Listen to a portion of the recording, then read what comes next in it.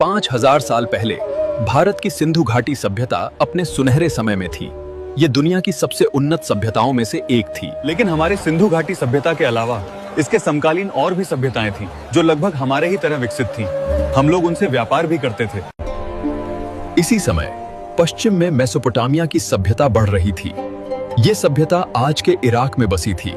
मैं हूँ मेसोपोटामिया का एक निवासी। हम मिट्टी की गोल तख्तियों पर क्यूनिफॉर्म लिपि में लिखते थे। हमारी सभ्यता टिग्रिस और यूफ्रेटिस नदियां के बीच बसी थी। इसी समय नील नदी के किनारे मिस्र की सभ्यता उभर रही थी। यहाँ के राजा फराओ कहलाते थे और उन्होंने विशाल पिरामिड बनवाए जो आज भी दुनिया को हैरान करते हैं। मैं हूँ मिस्र सभ्यता का एक निवासी।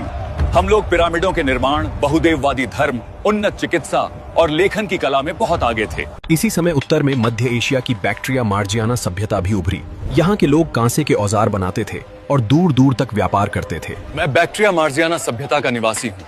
हम धातु से सुंदर बर्तन बनाते थे और भारत, ईरान जैसे देशों के व्यापारियों से सौदा करते थे। इसी समय पूर्व में चीन की वांगहो नदी के किनारे भी एक पीली नदी सभ्यता उभर रही थी। वहाँ के लोग खेती और मिट्टी के बर्तन बनाना सीख रहे थे। मैं वांगहो नदी के किनारे का किसान हूँ।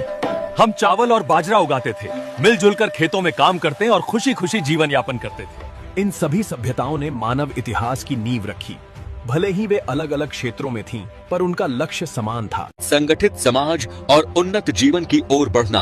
अब आप बताइए कि मानव सभ्यता का पालना किसे कहा जाता है?